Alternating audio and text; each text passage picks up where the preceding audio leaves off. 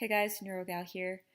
This is a short interview that I made with a friend of mine.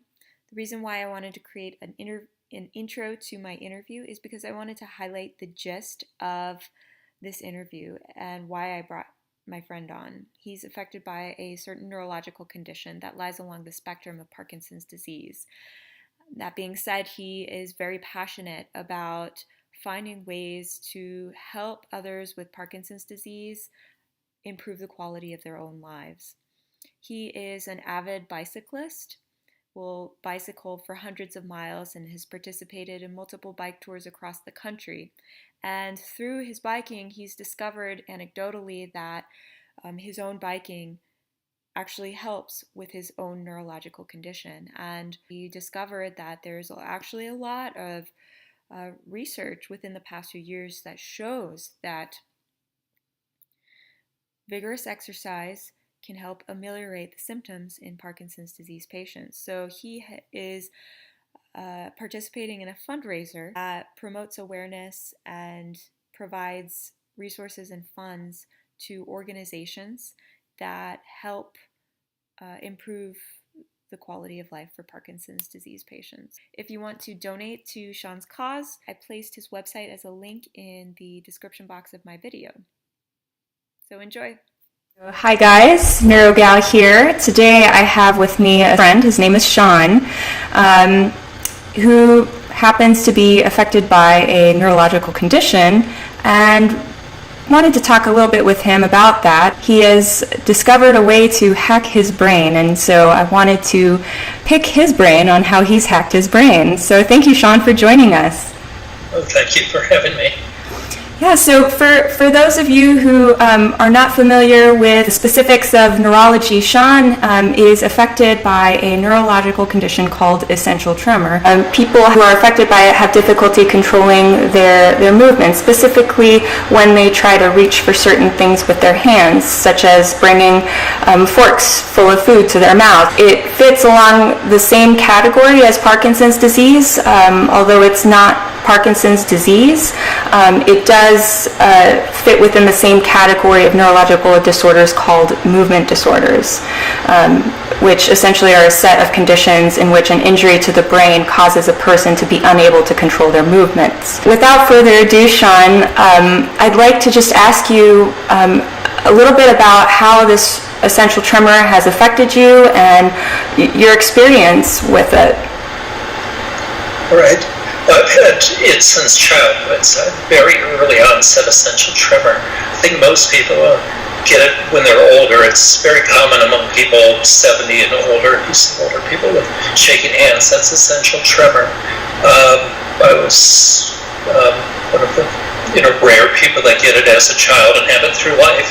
So from the beginning, it was most noticeable when I was learning to write, because the finer the detail of what you're working on, the more the tremors pronounce. And I think in layman's terms, the more signals you're sending out to do something detailed, the more that are getting out of sync. But it really hasn't slowed me down of all the movement disorders. It can be much worse, and I've seen people with that can't function and can't button their shirt. Early in my career, I didn't think it was really anyone's business why my hands were shaking in a meeting. Mm-hmm. And I taught while I was in graduate school. I'd write on the chalkboard, my hand would be shaking, and you get to know your students later, and they think maybe you're on drugs, or people would think you're nervous when you're not nervous. I had a boss once say to me, "It's all right, I make a lot of people nervous." It's that kind of confusion, or sort of that first date. You look like you have the jitters and explaining. So I got a lot better as I got older about explaining to people early on that I had essential tremor. You may hear a little bit of it in my voice at times. I don't know if it's doing it today. So there's the kind of classic voice. Have you ever heard Katharine Hepburn or Jimmy Stewart? It gives that they both have essential tremor, and they have a little bit of a crackle in their voice. You've talked to me a lot about a discovery that you've made and hacking your brain into controlling this tremor. Can you tell me a little bit about that? It's a short-term harm for long-term benefit, or long-range benefit. I'm a long-distance bicyclist. Most weekends I'll ride either pick a Saturday or Sunday and ride anywhere from 60 to 100 miles in a single day, and several times in the summer I'll go on bicycle tours that can range anywhere from a few hundred miles to over 1,000 miles, riding 100 miles or so on average a day. But the next day and there onward, the tremor is much more mild for the following week or two, I'd say, which is really great. It's a little bit of self-medication. Probably what I notice is the absence of bicycling in the middle of the winter. When I'm not biking, the tremor seems to be much worse. There is actually studies and clinical trials that show that vigorous exercise can help with tremor. And one of the reasons why I wanted to bring you on to talk is because, so many people are affected with not only essential tremor, but also Parkinson's disease, which also is a disease that involves a tremor. And so these studies show that vigorous exercise in patients with Parkinson's disease also show improvement in their tremor. You're very passionate about raising awareness and raising money for expanding these type of trials and spreading awareness about them. Tell me a little bit about that.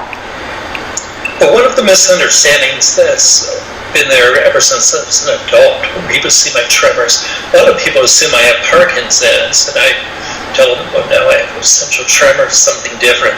But it did make me early on start paying attention to Parkinson's research and the literature of Parkinson's, and having sympathy for people with Parkinson's, which is a far more debilitating disease. It's, what I have is nothing compared to what Parkinson's patients go through.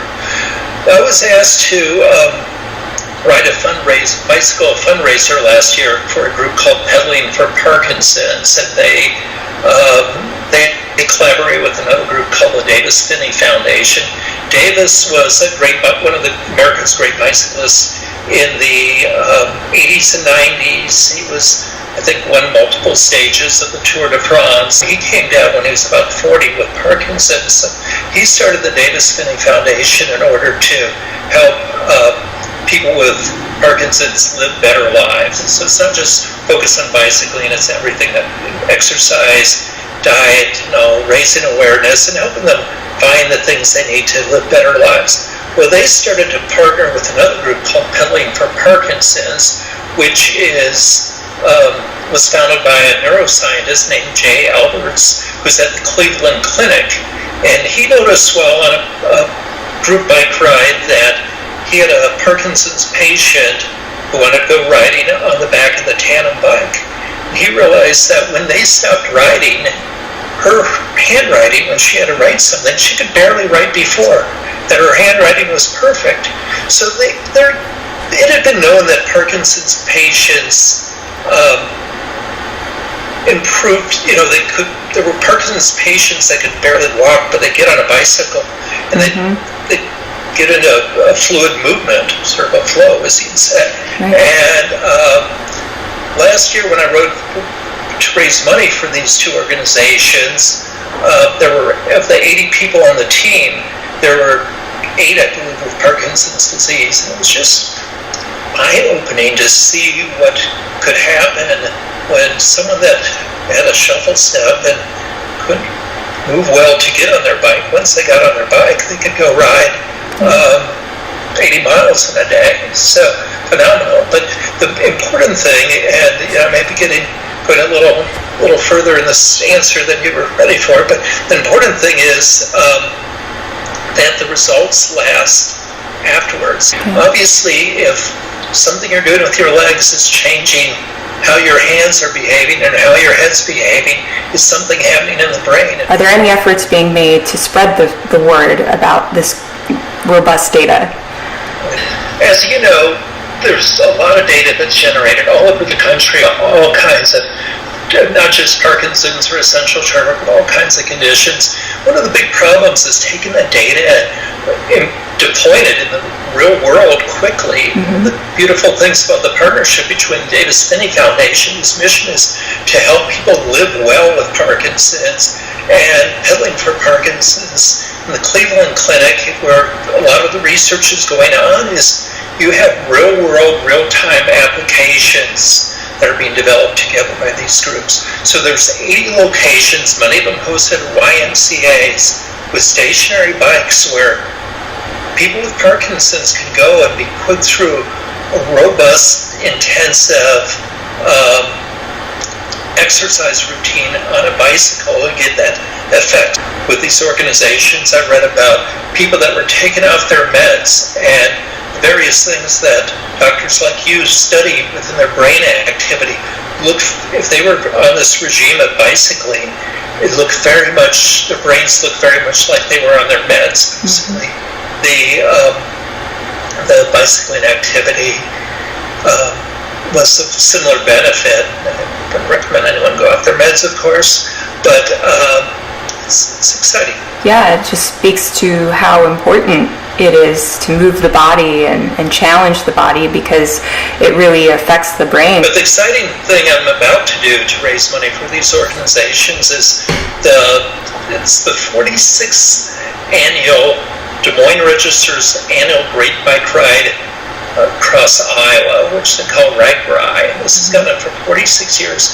This is a 7-day bike ride, about 450 miles, 20,000 people. It's the largest organized bicycle event in the world. If you stop over towns, and the overnight towns, there's a concert every night. You've got 20,000 people camping or staying in hotels and in people's houses. Yeah. And it is, I went last year for the first time riding for pedaling for Parkinsons in Davis, Phinney, and it was amazing. So I signed up again, and raising money for these great groups while doing something that's incredibly enjoyable. So if you want to train up for next year, maybe I'm a distance runner, so maybe I might try something new for a change. Anyway, so they had 80 people last year. They said 8 with Parkinson's, and this year I assume they'll have something similar.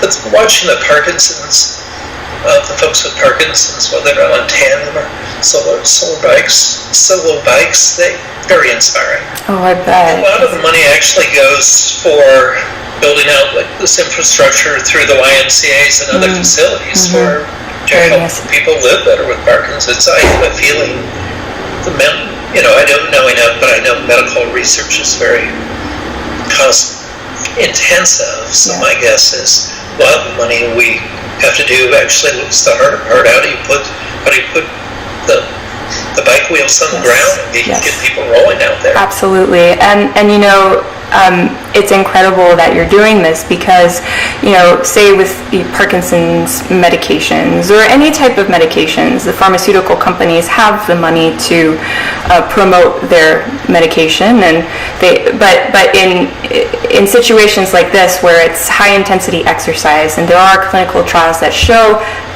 that it works, it's very hard to apply it in the real world because of the lack of funding. So what you're doing, raising awareness and raising money for this cause, is incredible and very inspiring. And I'm so happy that you came on to talk with me, because I want to spread the good that you do. And for anybody who follows me on YouTube or on Twitter, I highly encourage you to, if you want to donate to a good cause, I highly encourage you to check out Sean's webpage on the Davis Phinney Foundation.